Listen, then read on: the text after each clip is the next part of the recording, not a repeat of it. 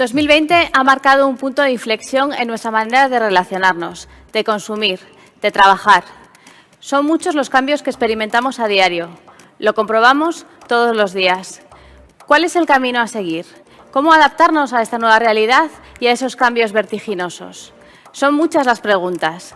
Pronto le sumaremos más. Estamos en un momento de enormes cambios y de oportunidades sin precedentes para transformar nuestra economía y nuestra sociedad en clave digital. La digitalización va a ser, y está siendo ya, uno de los pilares de la recuperación económica y la piedra angular de la reforma estructural de nuestro tejido productivo. Las normas han cambiado, la manera de trabajar y de desarrollarnos en el entorno laboral se han modificado por completo.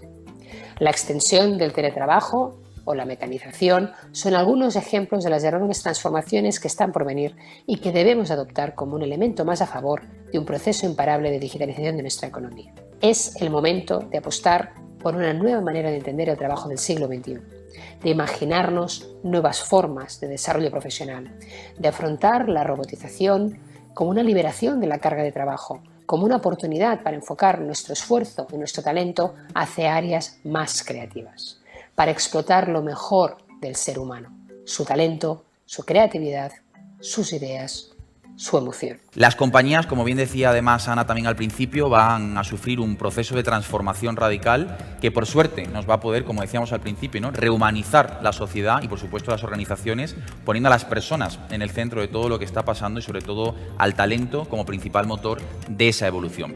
Uno de los grandes retos a los que nos vamos a enfrentar en esta mejor normalidad es esa evolución en el modelo que tienen las compañías de relacionarse, de conectar y de gestionar el talento en el día a día. Y vamos a ver además la aparición de nuevos modelos generando nuevos ecosistemas y comunidades de talento que desde luego van a potenciar ese talento humano y sobre todo ayudar a las compañías a aprovechar más, pero sobre todo mejor, las oportunidades de esa mejor normalidad. Sin embargo, hablar de emociones hasta ahora se ha considerado muy superfluo. Y parecía que cuando queríamos que nuestra empresa se preocupara de nuestra salud mental y de nuestras emociones, era un concepto superfluo, ¿no? Era aquella frase de aquí no se viene a hacer amigos, ¿no?, que tanto hemos oído, ¿no?, en una cultura, además también como más del sur de Europa, en la que las emociones y la salud mental y la gestión emocional apenas era importante, ¿no? Todo esto ha cambiado.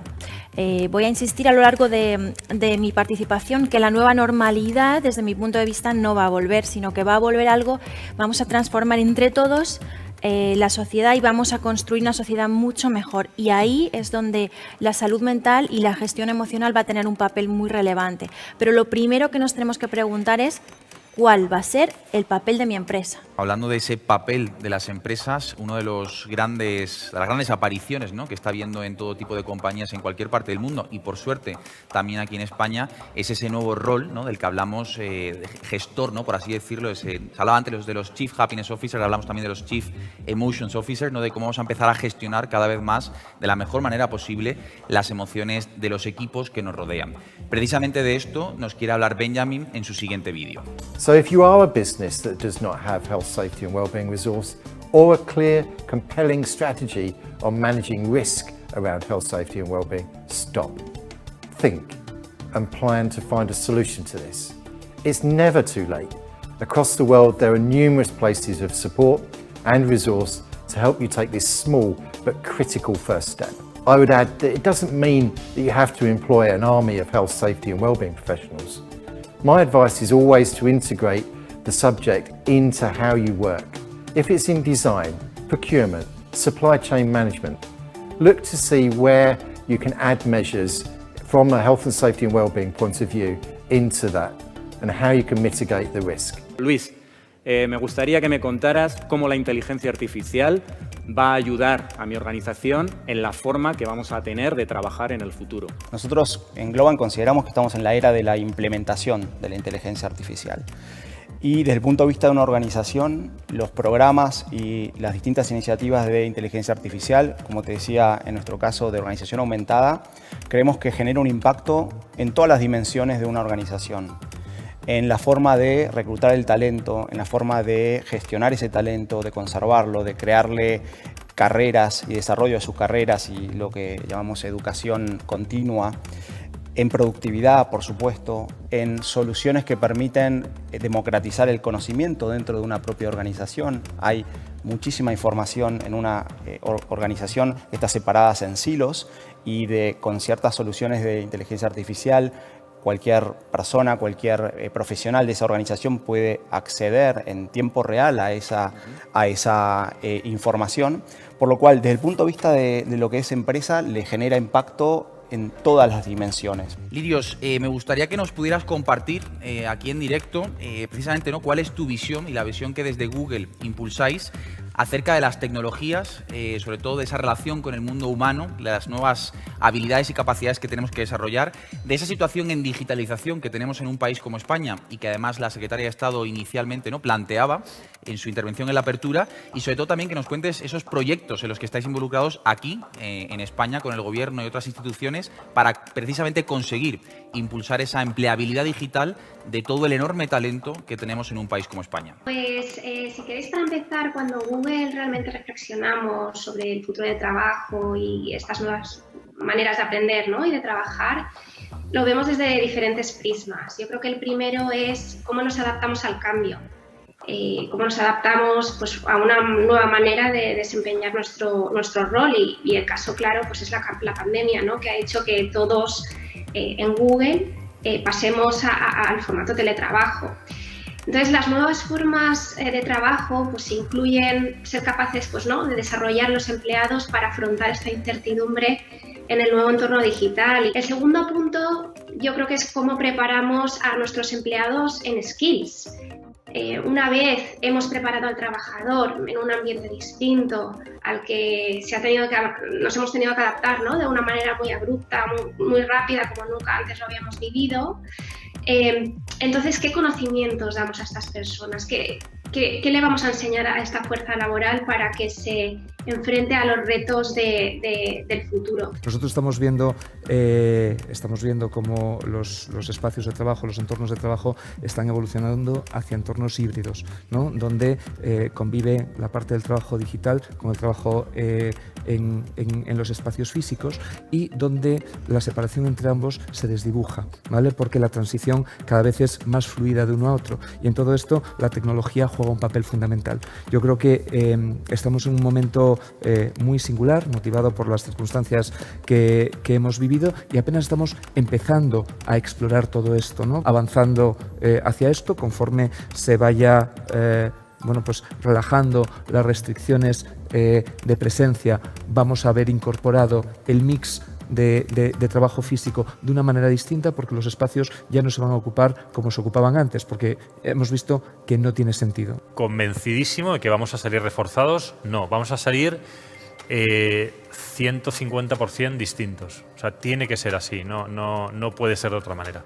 No puede ser de otra manera. O sea, yo insisto con el mensaje de no hay otra oportunidad como esta. Y yo creo que hay que tener una perspectiva histórica para darse cuenta de lo que tiene que cambiar en este país y de lo que va a cambiar. Y sobre todo también de darnos cuenta de que si no cambia, la responsabilidad es nuestra. Es mía, es tuya, es de Luis, es de Lirios, es de todos los que estamos aquí trabajando en todo esto, porque no le podemos echar la culpa a otros. O sea, somos nosotros los que tenemos realmente que conseguir que eso sea factible y posible.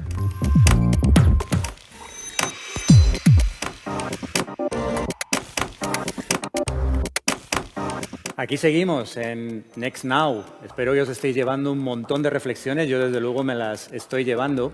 Y ahora tenemos el privilegio de contar con la intervención de Jennifer Jordan.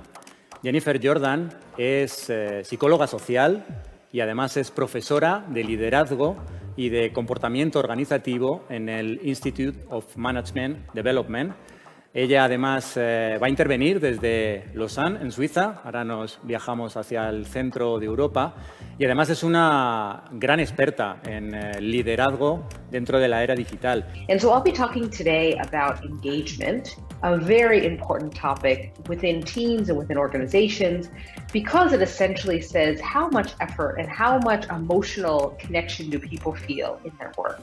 So engagement is defined as emotional commitment that an employee has to their specific work and the organization's overall goals. So there's these two components within engagement. The first one is engagement in one's individual work, and the second one is engagement in the overall organization. And a Gallup poll in 2020 showed that only around 15% of employees, that's 3 out of every 20, are actively engaged in their work. That's pretty scary. 3 out of 20, that means 17 are not engaged in their work. And why should you care about this? Well, unengaged employees waste time and are less productive. They're more likely to be disloyal, so to go off and find another job or look for a job while they're still working in your organization, and to show higher levels of absenteeism. So it's really an important topic. ¿Por qué es bueno tener engagement? ¿Por qué lo necesitamos? ¿Por qué necesitamos ese compromiso? ¿Acaso las empresas necesitan engagement para largo plazo o necesitan realmente personas durante un tiempo limitado que den lo mejor de sí mismos? Yo es la primera pregunta que me hago, porque creo que además es un poco fake news el decir que el engagement es bueno, porque yo puedo tener un empleado muy comprometido, si comprometido significa que va a estar en la compañía, pero si no da lo mejor de sí mismo, no me sirve de nada ese compromiso. Y en toda mi experiencia profesional, a mí lo que me ha enganchado, lo que me ha comprometido con un proyecto no son las instalaciones, no son salir en el Best Place to Work, no es el proyecto, no es la salud financiera de la empresa. ¿Sabéis qué es? La relación con tu jefe y con los compañeros. Es lo que realmente, es lo específicamente humano, es lo que nos da un propósito. ¿Para qué vamos a trabajar? ¿No? Pues necesitamos un propósito y mucha parte de ese propósito tiene relación con las relaciones humanas que tenemos con nuestros compañeros de trabajo y con nuestro jefe. Difícilmente vamos a estar enganchados en una compañía si no tenemos esa parte de relaciones. ¿Cómo se consigue trasladar esa experiencia cultural y esa identidad, ese propósito, ese entusiasmo, ese día a día a un entorno en el que a lo mejor pasas de ver todos los días 10 horas a tus compañeros en la oficina, a lo mejor una vez a la semana o al mes? ¿Cómo compaginas tú esa gestión híbrida cultural y del entusiasmo de tu gente? ¿Cómo se gestiona o qué se busca? Yo creo que se busca claramente el balance. Y el balance probablemente no sea lo mismo para todas las compañías y tampoco para todas las empresas, pero existirá un balance. Porque también, oye, trabajando 8, 10 o 12 horas al día según lo que te toque, también estábamos penalizando, echando de menos probablemente algo más de tiempo en casa, tiempo de la familia. O sea, ahora yo creo que hay más comprensión y más apertura de mente para poder habilitar eso. Pero también queremos, vuelvo otra vez a la posibilidad de la creatividad, la discusión, la disonancia también y, oye, y confrontar ideas, que joder, en una videoconferencia es un poco más complicado. Ahora estamos aprendiendo a ir un paso más allá de la flexibilidad para la hibridación, si quieres, de los tiempos en un sitio y en otro. Y yo en mi equipo mismo les preguntamos mucho, que también responde a tu pregunta, ¿cómo consigues eso? Pues también preguntándoles mucho y entendiendo lo que te dicen cada vez y entendiendo cómo son las oleadas de moral, de motivación y de problemas y de situaciones. Yo creo que también consigues mantener ese pulso y es muy potente. Es muy potente para la organización que vea, que entienda que se le está preguntando, escuchando y actuando en consecuencia. Eso es muy potente. Eso es lo mismo. Vemos ejemplos buenísimos y vemos compañías que todavía no están preguntando, pero esas situaciones se han dado. Entonces, joder, esa empatía que hemos hablado tanto como tendencia de talento, esa empatía empresario y empresa-empleado, creo que es clave.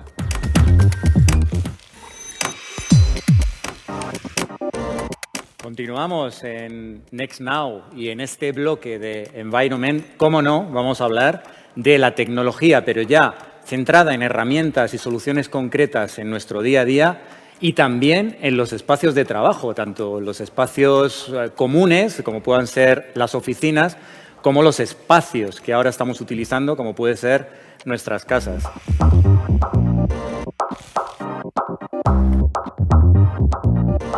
Lo que hemos visto es que estamos en un modelo que nos va a permitir cambiar muchísimas cosas. Hemos preguntado a los empleados de qué manera les gustaría trabajar a partir de ahora, cuando ya empezamos a vislumbrar la posibilidad de volver a la oficina.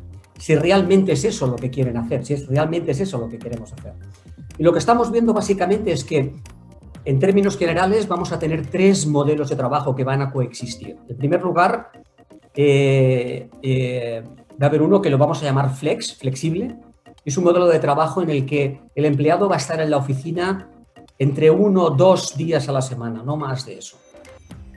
Después va a haber un conjunto de empleados que van a estar mucho más ligados a un centro de trabajo, a una oficina, personas que por la tipología de su trabajo van a tener que estar entre 3, 4, incluso 5 días a la semana en la oficina, debido al tipo de trabajo que hacen.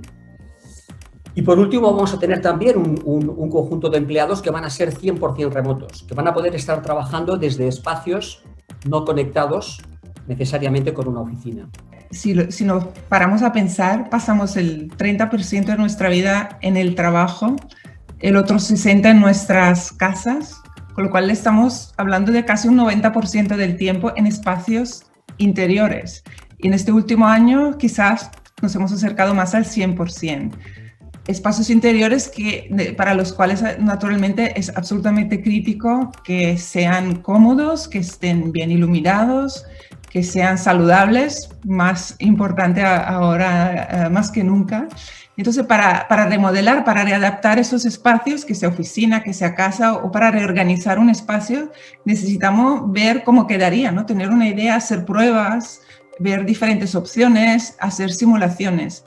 El problema es que hasta ahora, sin una herramienta que permita previsualizar una idea o una propuesta, es muy, muy difícil tomar decisiones y saber cómo cambiarlo y qué recursos dedicarle, ¿no? Y justamente Jump Into Design llega para traducir esas ideas, esas posibilidades en diseños en 3D que todo el mundo puede ver, que todo el mundo puede entender y sobre los cuales puede tomar decisiones y hacer cambios de forma muy fácil en unos minutos.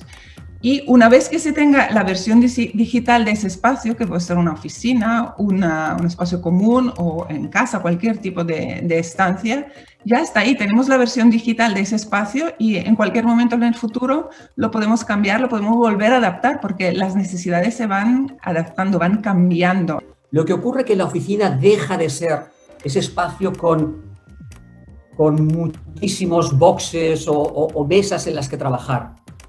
Evidentemente van a existir, pero sobre todo los espacios de trabajo se van a convertir en espacios de colaboración, de conexión, de relación, de trabajo en equipo. Y la gente, aunque la mayoría de nosotros vamos a tener un modelo flexible de trabajo, por lo tanto, la oficina deja de ser el espacio en el que estar anclado, en el que ir a trabajar, y se convierte en un espacio de colaboración, un espacio de trabajo en equipo, de innovar juntos, ¿de acuerdo?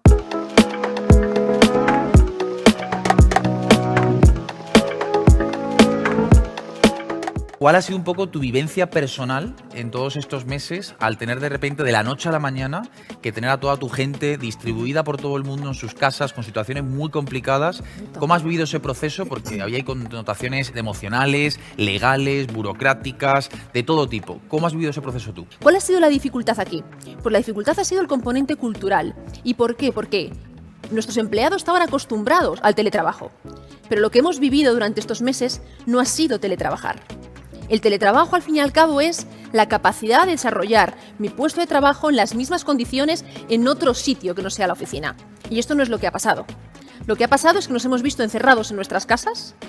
Muchas de nuestras casas, de nuestros hogares, no estaban preparados, como hemos visto en el panel anterior, para poder desarrollar el trabajo. Y sobre todo, las condiciones han sido muy distintas. Estábamos en un estado de alarma, encerrados, en una situación médico-sanitaria de urgencia como nunca hemos vivido. Muchas familias encerrados con sus dependientes, con sus hijos. Por lo tanto, eso no ha sido teletrabajar. Ha sido un malabar con muchas pelotas que ha hecho que ese teletrabajo no haya sido posible de la manera en la que nosotros estábamos acostumbrados a realizarlo. Y es donde ahí el componente emocional ha sido muy importante. Porque es cierto que nos hemos visto desde los departamentos de recursos humanos la primera línea de actuación frente al empleado. Me gustaría, conectando contigo, Daniel, en directo, como decía, también hablar un poco de cuáles son esos retos, bajo tu punto de vista, que este nuevo entorno híbrido de teletrabajo, que como bien decía Alba, no ha sido, ¿no?, de teletrabajo, sino de confinamiento forzado. ¿Cuáles son los retos, bajo tu punto de vista, ¿no?, como experto en esta materia, que va a plantear a nivel laboral y sobre todo a nivel legal? Pues en primer lugar, que debe quedar claro que el teletrabajo debe ser una forma voluntaria de trabajar y no una forma impuesta, ¿no? Es decir, que como hemos visto ahora en la pandemia, muchas veces ha sido una forma impuesta de trabajar y no una forma voluntaria de trabajar, ¿no? Y luego, pues evidentemente exige una nueva legislación, yo creo, más completa, porque la actual legislación evidentemente sí que regula los gastos que deben ser a cargo de la empresa, los gastos del teletrabajo, pero tampoco lo especifica de una forma completamente clara. Falta regulación, ya sea estatal, sería lo lógico, sería lo más lógico para que se haga de forma unitaria en todas las empresas de todo el país, pero a falta de eso, pues tampoco estaría mal que los convenios colectivos fueran desarrollando estos puntos para sectores al menos y no empresa por empresa, que dé una solución distinta. ¿Hay que adelantarse a la regulación? ¿Hay que esperar? O sea, ¿qué Totalmente. hacemos? ¿Qué hacemos con esto? Totalmente. Para mí la regulación del teletrabajo llega tarde. Llega tarde porque justamente es una regulación que ha venido desencadenada por la situación. Y todas estas preguntas que Daniel se pone encima de la mesa son las preguntas que nos hacemos todos. Porque la regulación evidentemente nos da un marco de trabajo, pero no nos da todas las normas, deja mucho margen de maniobra, evidentemente, a la decisión interna de cada una de las empresas. Se abren muchísimas puertas y, como decía, la Inspección de Trabajo y la legislación nos tiene que ir indicando los caminos a los que poder ir. Pero creo que sí que las empresas deberíamos tener una pequeña esfera de libertad de negociación individual con nuestros representantes de los trabajadores, con nuestros comités de empresa, para justamente encontrar la solución que mejor se adapta a la realidad específica de cada una de las empresas.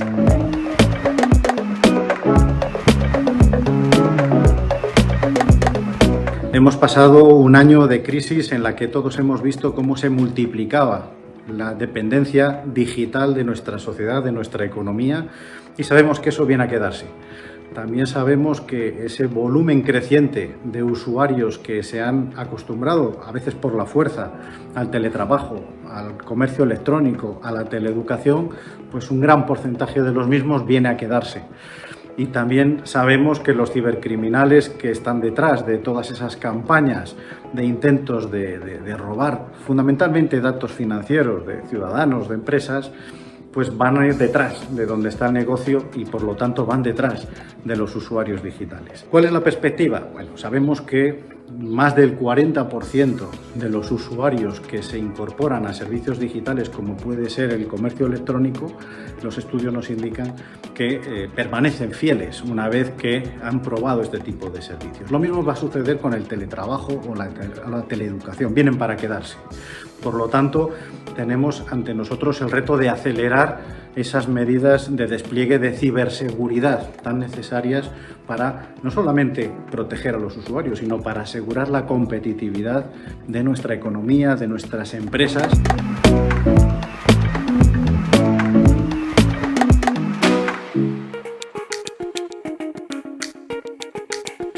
Estamos llegando ya al final de este fantástico e interesantísimo evento Next Now. Y para cerrar precisamente este encuentro, y ya que estamos en el bloque llamado Revolution, a mí la verdad no se me ocurre alguien más Revolution que la persona que tenemos el auténtico privilegio y el honor de contar con ella para hacer este cierre. Él es Javier Rodríguez Zapatero.